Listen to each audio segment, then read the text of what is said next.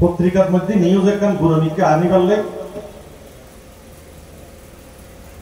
ছোট মিকে একখান নিউজ কেন আইব ফুল দিলি ইয়ান আল্লাহ বলি আজাদের সম্পাদকের কাছে যাইরে হাজার হাজার লাইন কথা ঠিক না ঠিক ঠিক। আর আওলাদে রাসূল পীর বাঙ্গাল হুজুর কিবলা আলম সৈয়দ মুহাম্মদ সাহেব হুজুর কিবলা মুদাজিল্লুল আলী হুজুরে কে কই নাম নিউজ ইয়ান্দা আজিয়ে রাজাদি দেখি ব্যাক পেজ ফার্স্ট পেজের মধ্যে সবচেয়ে লিড নিউজ হইলে আল্লাহ মহান ওলি দরবারে হন্না সুবহানাল্লাহ। क्या আজিয়ে এই বাংলাদেশের মানুষ এই তরিকতর যে নিয়ামত পাই এর ভিতর এক ডজন মানুষ যদি প্রথম সারির থাকে এর ভিতর কোহিনুর প্রেসর অর্থাৎ আজাদির মালিক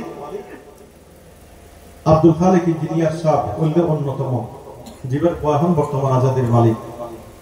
তো হুজুরে ইনসাফ হুজুরে কই না ছবি তুলো আর নিউজ দাও আজিয়া পত্রিকার সবচেয়ে লিড নিউজ এটা কিভাবে বিনয়ের সাথে হুজুর সামনে হুজুর তো সাদা মাটা ড্রেস কোনো রংধন নাই লক্ষ লক্ষ মানুষ এক নজর সাহেবাল্লাহ বলি ফল কথা ঠিক না ঠিক ওনারা কি আরে কি খেয়ে কইল না আলিশা হুজুরের কথা কই বললে না কিন্তু আই যে ছাত্র জীবন এখন আত্ম জীবন্ত স্মৃতি আই আর ভাই জীবন আরে বাড়াইনি আই তারা হয়তো হুজুরের রওজা মুবারক খুন্দি মাজার আই তারা জিয়ারত করলে ভালো হইব কথা আমরা তো পালাইছি আদি আই তো বড় ভুল করছি at least অন্তত যাইতে সময় দেখা না সালাম হইলো যাতে দিকতাই আল্লাহ হুজুরের নেগাহে করো মারার নসিব করো দরবারে আমিন।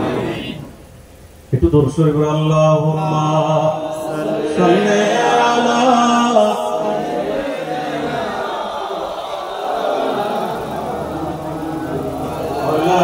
আলি সাইয়্যিদিনা শাহিনে শাহে মদিনা রহমতের খজিনা তার কদমের বরকতে ইয়াসরিব হলো মদিনা আল্লাহুম্মা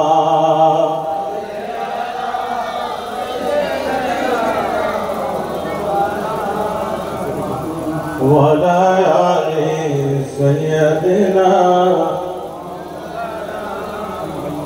কখন বলেন আসিন কখন বলেন তাহা মুসমিল মুদাসসির নবী পাক কোরআনে ঘোষণা আল্লাহুম্মা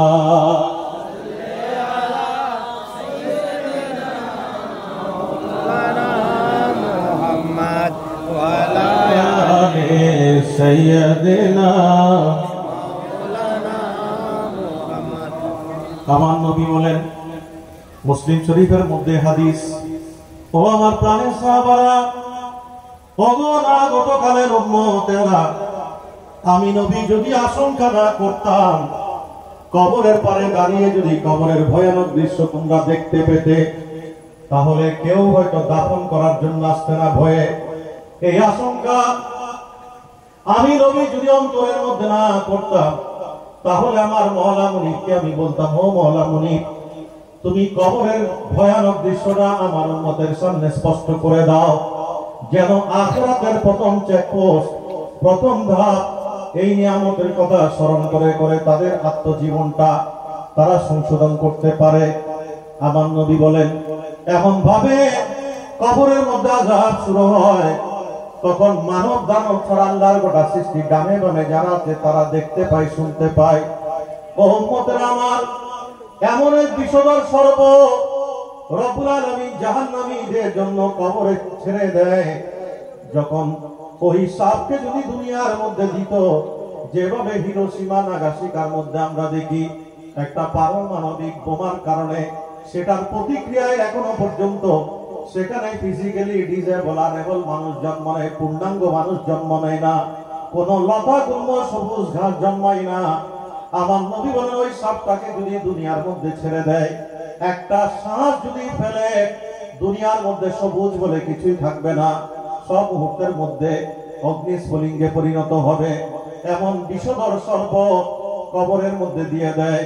আর এই জায়গায় নবী বলেন কবর হচ্ছে আউয়ালু মানজিলিন মিন মানাজিলিল আখিরাহ আখিরাতের প্রথম চেকপোস্ট, প্রথম ধাপ, প্রথম সিঁড়ি হচ্ছে কবর। ওই কবরের মধ্যে তুমি যদি মুক্তি পাও, মুনকার নকিরের প্রশ্নের উত্তর যদি ঠিকভাবে দিতে পারো, সবাই যখন মাটি চাপা দিয়ে তোমাকে ছেড়ে চলে যায়, এমনকি সর্বশেষ তলকিনকারী তিনিও যখন চলে যায়, মুনকার নকির ফেরেশতা তাকে ডেড বডি যেটাকে আমরা দিলাম সেটাকে আবার বসিয়ে দেয়। যেভাবে নবীকে প্রশ্ন করেছেন, একজন মানুষ মারা যাওয়ার পরে তার মধ্যে কিভাবে প্রাণের সঞ্চার হয়, আমার আল্লাহ বলেন কুল ইউহিহাল্লাযী আনশাহা আওয়ালা মাররাতিন ওয়া হুয়া বিকুল্লি খালকিন আলীম।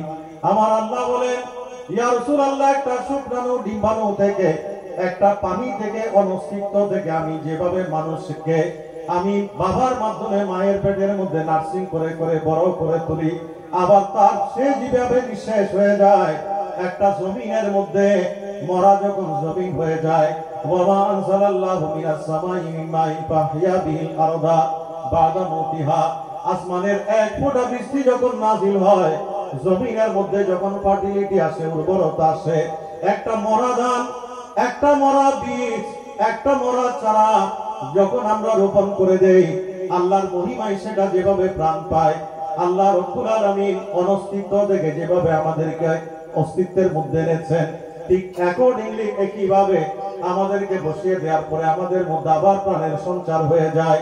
ফেরেশতা জিজ্ঞেস করে, মান রব্বুকা মা দীনুকা ওয়া মান নবিয়ুকা।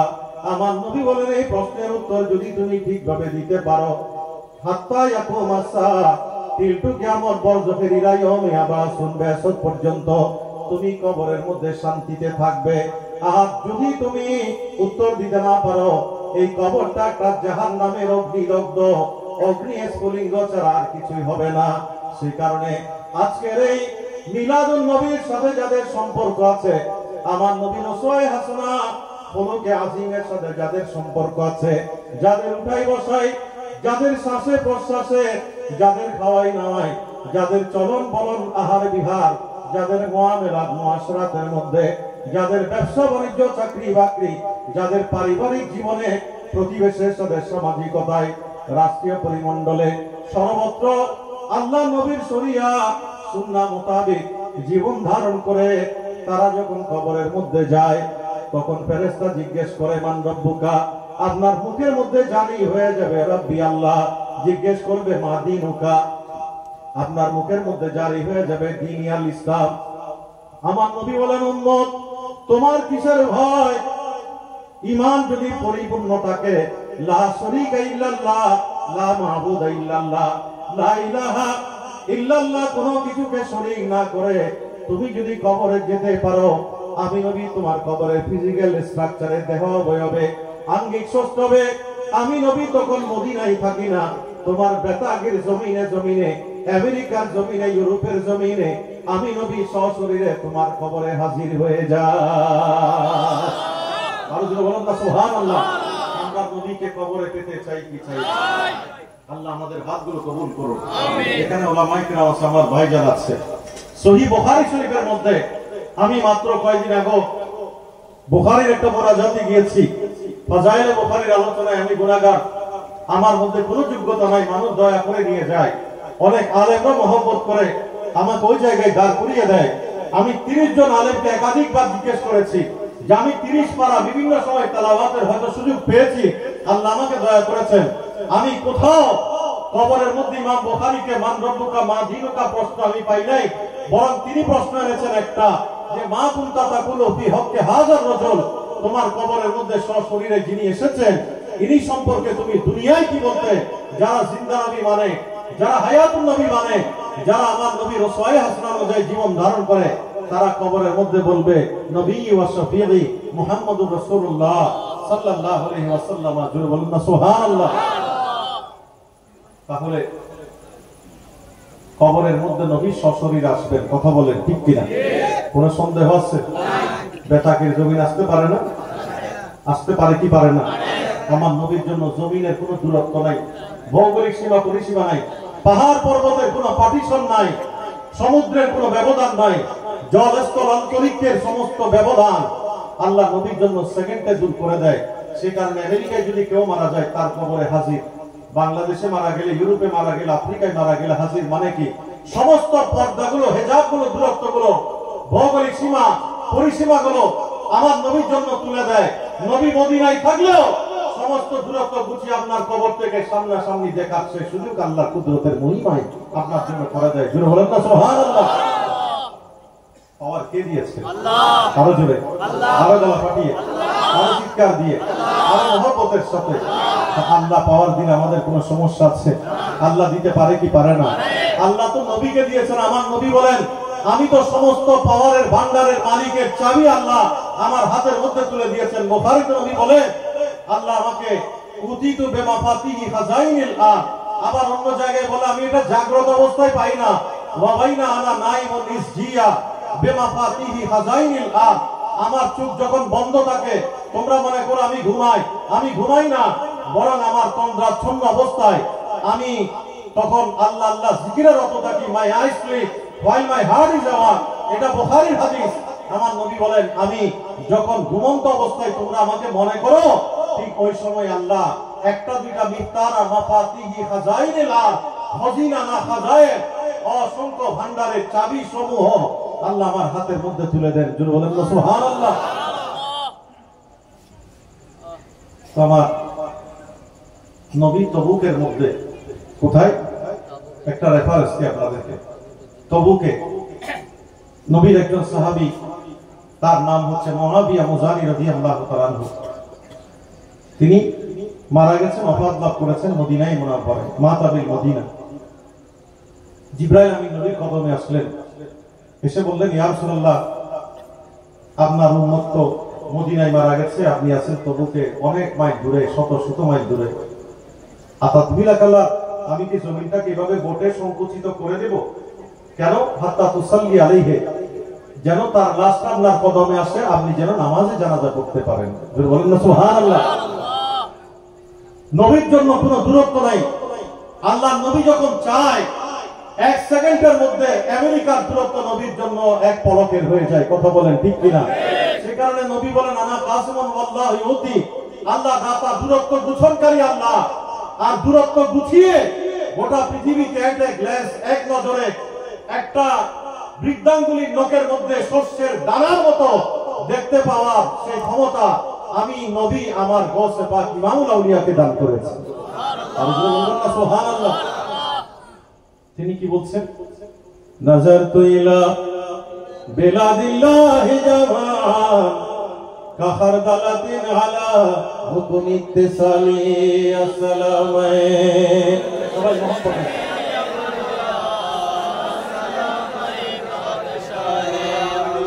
খবর কার?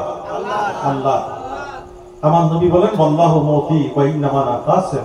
আমি ডিস্ট্রিবিউটর, বন্টনকারী, আল্লাহ দাতা। কোন সমস্যা আছে?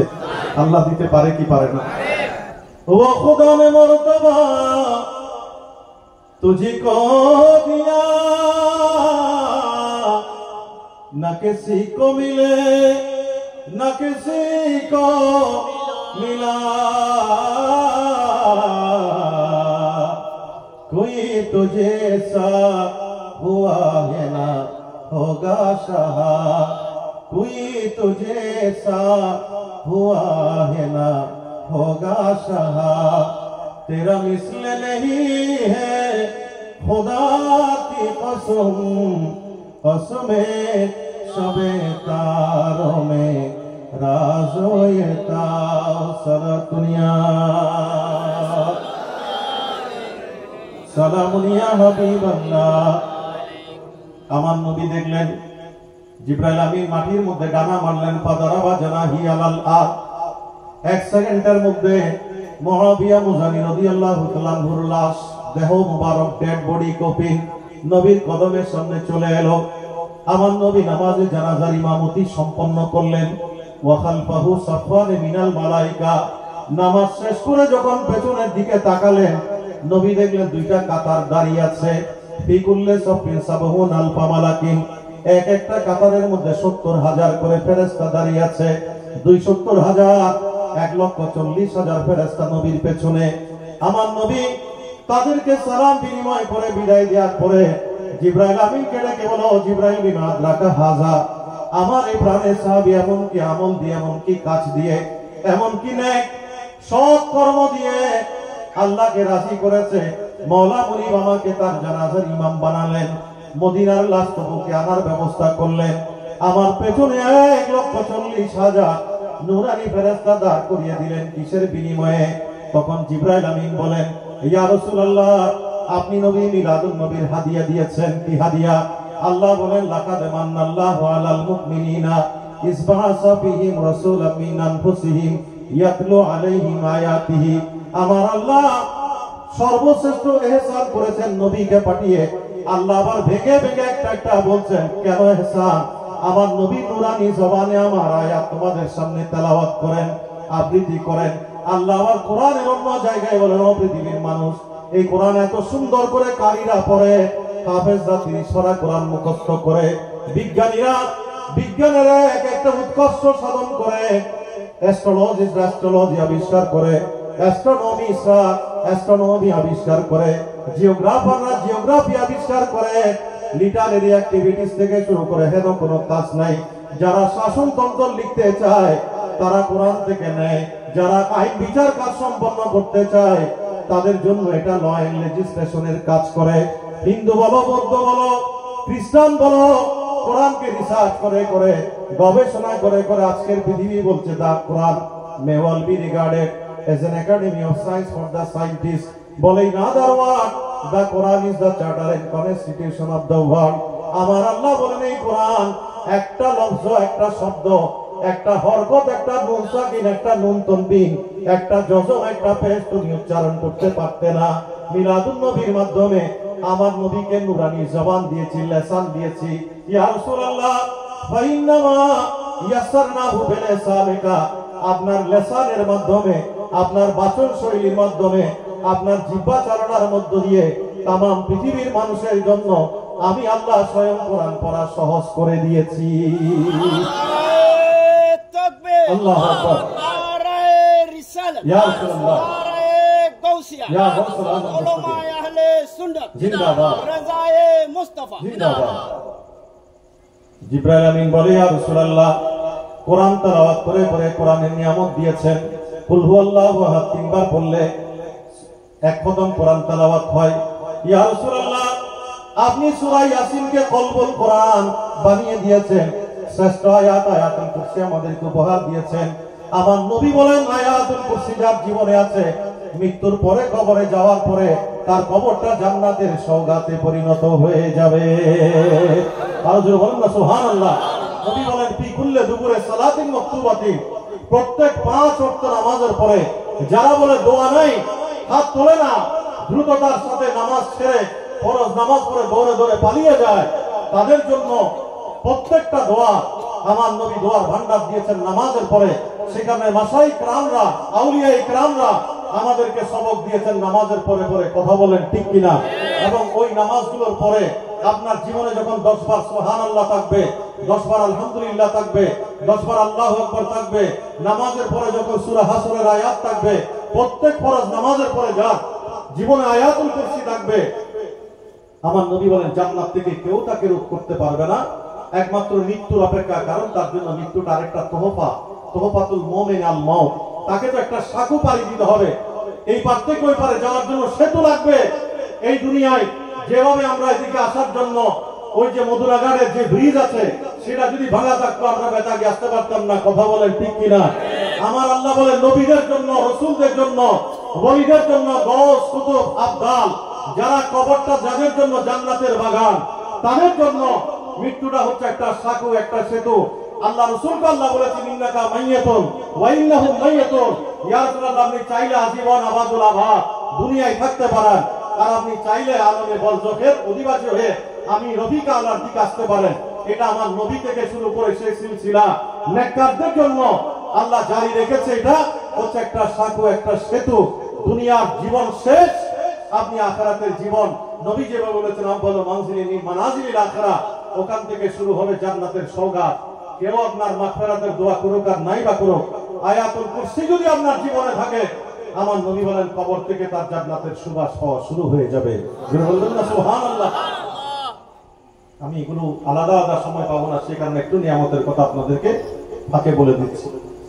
চেষ্টা করবে প্রতিদিন 5 ওয়াক্ত নামাজের পরে আয়াতুল কুরসি পাঠ করার জন্য। আল্লাহু লা ইলাহা ইল্লা হুয়াল হাইয়ুল কাইয়্যুম লা তাখুযুহু সিনাতুন ওয়া লা নাওম লাহু মা ফিস সামাওয়াতি ওয়া মা ফিল আরদ মান যাল্লাযী ইয়াশফা'ু ইনদাহু ইল্লা বিইذনিহি ইয়ালামু মা বাইনা আইদিহিম ওয়া মা খালফাহুম ওয়া লা ইউহীতুনা বিশাইইন মিন ইলমিহি ইল্লা বিমা শাআ ওয়াসি'a কুরসিয়ুহুস সামাওয়াতি ওয়াল আরদ ওয়া লা ইয়াউদুহু হিফযুহুমা ওয়া হুয়াল আলিয়্যুল আযীম। ঠিক আছে? কয় মিনিট লাগছে? 1 মিনিট তো লাগে নাই মনে ভালো করে, 60 সেকেন্ডের বেশি লাগছে। তাড়াহুড়া করার কি আছে? আপনি পড়বেন, তাড়াহুড়া করে পড়লে তাড়াহুড়া করে জান্নাতের দিকে ঢুকবেন, আস্তে আস্তে পড়লে আস্তে আস্তে করে মণিমুক্তা আহরণ করতে করতে জান্নাতের অবারিত ভান্ডারের দিকে আপনি ঢুকতে থাকবেন। বলবেন না সুবহানাল্লাহ? কোথায় আছে ওলামা ইকরাম? এখানে আছে। আপনি যখন কবরে যাবেন, কাগজের কোরআন মুখস্থ করে, আয়াতুল কুরসি কি কাগজের কোরআন না? কাগজের কোরআন তো, অথবা কোন হাফেজে কোরআন মুখস্থ করায় আমাদেরকে, তো সেটা তো বাতাসে উড়ে গেল, কাগজের কোরআনটা দুনিয়ার মধ্যে থেকে গেল। কিন্তু আপনি যখন কবরে যাবেন, সবাই আপনাকে ছেড়ে চলে যাবে। এই কোরআন কবরের মধ্যে গিয়ে বলবে, তোমাকে তো সবাই বন্ধু বান্ধব ছেলে মেয়ে সবাই ছেড়ে চলে গেছে কবর ত্যাগ করে, আমি তোমার কবরে এসেছি, হাল তারিফুনি, তুমি কি আমাকে চিনতে পাও? তখন আমি বলবো মা রিফুক, আমি তোমাকে চিনি না। আবার বলবে কোরআন, হাল তারিফুনি, তুমি কি আমাকে চিনতে পাও? যে আয়াতুল কুরসি পাঠ করে, সূরাতুল মুলক তেলাওয়াত করে, কুল হুয়াল্লাহ পড়ে, সূরা ইয়াসিন পাঠ করে, যার তেলাওয়াতের মধ্যে আল্লাহর কোরআন আছে, মহব্বত আছে, কোরআনী জীবন আছে, মান কারা ওয়া আমিলা বিহা, ওই ব্যক্তির জন্য কবরের মধ্যে কোরআন বলবে, তুমি তো আমাকে চিনতে পারছো না বলছো। কারণ নবী বলেন, কার রজুলি সাহেব, কোরআন একটা উস্কু খুস্কু মানুষের ভেষ ধারণ করে জীর্ণ শীর্ণ হয়ে একটা মানুষের মতো করে কবরে দাঁড়িয়ে বলবে, আমাকে চিনতে পাও কিনা দেখো। তখন কোরআন বলবে, আনা সাহিবুকাল কোরআন, ও বন্ধু, আমি তোমার বন্ধু। কোরআন সবাই ছেড়ে চলে গিয়েছে, আমি বন্ধু কোরআন তোমাকে বাঁচাবার জন্য তোমার কবরে চলে এসেছি। আর যদি বলবেন না সুবহানাল্লাহ? আমরা কবরে কোরআনকে পেতে চাই কি চাই? আল্লাহ আমাদের কবরে হাসরে কোরআনের আলো পাওয়ার তৌফিক নসিব করুন। আর যদি বলেন না আমি। প্রিয় হাজিরিনে কেরাম, আমার নবীর সাহাবী জিবরাইল আমিন বলছেন, ইয়া রাসূলুল্লাহ, বেহুব্বিহি কুল হুয়াল্লাহ, গোটা কোরআন রাখেন শুধু কুল হুয়াল্লাহ শরীফ, সূরা ইখলাস, ঠিক না? বলে এটা মহব্বত করতে, তো মহব্বত করে অন্তরে রেখে দেয় নাই। আপনি বলেছেন মহব্বত করতে, মহব্বত শুধু করে নাই। ওয়া কারাতুহু ইয়াহা জায়ান ওয়া যাহিবান ওয়া কাইমান ওয়া কায়দান আও আলা কুল্লি হাল, তিনি কোথাও যখন যেতেন, ডানে বামে অশ্লীল বেহায়াপনা, কোন নর্তকীর নাচ, কোন মদের আড্ডা, জুয়ার আড্ডার দিকে নজর করতো না, মাটির দিকে তাকিয়ে তাকিয়ে আর কুল হুয়াল্লাহ পড়ে পড়ে তিনি যেতেন। আর আসার সময় মাটির নিচে তাকিয়ে তাকিয়ে সফটলি জেন্টলি ভদ্রভাবে হেঁটে হেঁটে আসার সময় কুল হুয়াল্লাহ পড়তো, বসে পড়তো, দাঁড়িয়ে পড়তো, আওয়ালা কুল্লি হাল, অথবা যে কোনো পরিস্থিতিতে বেশি বেশি করে তিনি কুল হুয়াল্লাহ পড়তেন। সে কারণে আল্লাহ তাকে আজকে এত বড় মর্যাদার অধিকারী বানিয়ে দিয়েছেন। যারা বলেন না সুবহানাল্লাহ? আমরা পড়তে চাই কি চাই? যারা চাই হাত তুলি, আল্লাহ আমাদেরকে পড়ার তৌফিক নসিব করুন। আরো জোরে বলেন আমিন। আমি মূল জায়গায় চলে আসি। 29 পারার মধ্যে এটার নাম হচ্ছে সূরাতুল মুলক, একেবারে শুরুতে, তাবারাকাল্লাযী বিয়াদিহিল মুলক ওয়া হুয়া আলা কুল্লি শাইইন কদির। মাশাআল্লাহ, আমরা একটা আবেদ করার মধ্যে মুখস্থ করে গেলি না, আমি তো সব কথা মারা দিও না, এখন যে হাঁটো কিন্তু এখন ওয়াজ না পাই আমার নুরুল ঝলক, সুবহানাল্লাহ, আল্লাহর ওলিয়া কলক নিয়ামত, এটা আলী শাহ হুজুর তারা বেতাকি শাহ হুজুর আল্লামা বদরুর রহমান শাহ হুজুর কেবলা তারা এই যে রুহানিয়ত ইয়ানোর একখান বড় প্রমাণ এই জান্নাতের বাগান। সুবহানাল্লাহ, ইল্লা হাজার হাজার ওয়াইতু সূরা মুলক তেলাওয়াত করলে এক লাইন পড়তে দিবার ঘুমাইলো বাইরে ছিল। বিসমিল্লাহির রহমানির রহিম, তাবারাকাল্লাযী বিয়াদিহিল মুলক ওয়া হুয়া আলা কুল্লি শাইইন কাদির, আল্লাযী খালাকাল মাউতা ওয়াল হায়াতা লিয়াবলুয়াকুম আইয়ুকুম আহসানু আমালা ওয়া হুয়াল আজিজুল গফুর, আল্লাযী খালাকা সাব'a সামাওয়াতি তিবাকা মা তারা ফি খালকি রহমানি মিন তাফাউতিন ফারজি'ল বাসার হাল তারা মিন ফুতুর সুম্মা আরজি'ল বাসারা কাররাতাইনি ইয়ানকালিবু ইলাইকাল বাসারু খাসিয়ান ওয়া হুয়া হাসীর ওয়া লাকাদ যায়্যানা সামা'a দুনিয়া বিমাসাবিহা ওয়া জা'আলনাহা রুজুমান লিশ-শায়াতিন ওয়া আ'তাদনা লাহুম আযাবাস সাগীর ওয়া লিল্লাযীনা কাফারু বিরাব্বিহিম আযাবু জাহান্নামা وبئس المصير إذا ألقوا فيها سمعوا لها شهيقا وهي تفور تكاد تميز من الغيظ كلما ألقي فيها فوج سألهم خزنتها ألم يأتكم نذير قالوا بلى قد جاءنا نذير فكذبنا وقلنا ما نزل الله من شيء إن أنتم إلا في ضلال كبير আরা ইল্লা করতে করতে আল্লাহ জিনিসটা করতে যাও কিন্তু ওয়াইজের মধ্যে অনেকেই বিরক্ত হবো তো বিমাই মাইন পর্যন্ত যদি আমরা পরে কবরে যাই খোদার কসম ওই যে সাপের কথা বললাম আযাবের কথা বললাম আপনি মারা যাওয়ার পরে গিট দেয় তিনটা একটা মাথার দিকে একটা বুকের উপরে আর একটা পায়ের দিকে গিট দেয় আযাব আসবে প্রথমে আপনার পায়ের দিকে তামান নবী বলেন আযাব যদি পাকে টাচ করতে চায় যতই বিদ্যুতের বেগে এই আযাব তোমার পা দিয়ে ঢুকতে চায় না কেন আযাবের সামনে সূরাতুল মুলক বলবে এই কোথায় যাও আমি তোমার জন্য যাওয়ার রাস্তা বন্ধ করে দিয়েছি লাইসা লাকুম আলা মা কিবালি সাবিল এদিকে তোমার যাওয়ার রাস্তা বন্ধ কেন কারণ কানা ইয়াকরাউ বি সূরাতুল মুলক এই ব্যক্তি দুনিয়ায় থাকতে সূরাতুল মুলক তেলাওয়াত করে এসেছে সেই কারণে তুমি যেতে পারবে না আমি তোমার জন্য এদিকে যাওয়ার রাস্তা বন্ধ করে দিয়েছি সুবহানাল্লাহ আর জোরে বলবেন না সুবহানাল্লাহ আমার নবী বলেন কবরে আযাব চেষ্টা করবে বুকের উপর দিয়ে আসতে ওই জায়গায় সূরাতুল মুলক আমরা পড়ি জড় পদার্থ আল্লাহর কোরআনের মধ্যে দুনিয়ার গ্রন্থের মধ্যে কোনো প্রাণ নাই কথা বলেন ঠিক কিনা কিন্তু কবরের মধ্যে আল্লাহ কোরআনের এই গোটা কোরআন তো দূরের কথা একটা সূরার মধ্যে প্রাণ আসবে আয়াতের মধ্যে প্রাণ আসবে আল্লাহর পক্ষ থেকে বাক শক্তি সম্পন্ন হয়ে বলবে কোথায় যাও বুকের উপর দিয়ে আমি তোমার জন্য পার্টিশন তৈরি করে দিয়েছি দেয়াল তুলে দিয়েছি যেতে পারবে না থার্ড টাইম তৃতীয়বার মাথার উপর দিয়ে চেষ্টা করবে সেখানেও বলবে লাইসা লাকুম আলা মা কিবালিস সাবিল এইদিকেও যাওয়ার রাস্তা বন্ধ কারণ হিয়াল মানিয়া এটা হচ্ছে বাধা দানকারী হিয়াল মুনজিয়া এটা নাজাত দানকারী মুক্তি দানকারী তুনজিহি মিন আযাবিল কবর আযাবে কবর যেদিকে যেতে চায় ওইদিকে সূরাতুল মুলক ডাল আর পার্টিশন তৈরি করে দেয় আর জোরে বলুন না সুবহানাল্লাহ আমরা এমন করতে চাই কি চাই না আমরা চাই হাত তুলি আল্লাহ আমাদের হাতগুলো কবুল করুন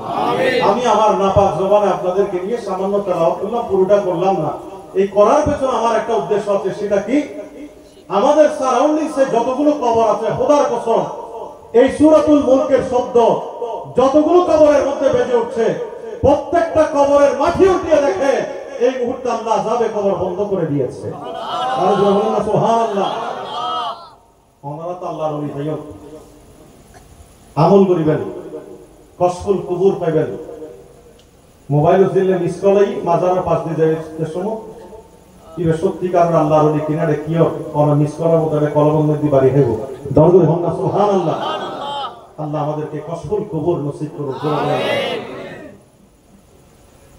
আমরা কবরে শান্তি চাই কিনা চাই তো নবী তো আমাদের জন্য সওগাত দিয়েছেন আর হায়াতুন নবী বলেন উম্মত আমি তোমার কবরে কবরে চলে আসব ঠিক না তো মরা নবী হইলে কি এটা জিন্দা নবী রে পাবেন না তা ঠিক না ঠিক মে কবরে আধেরি মে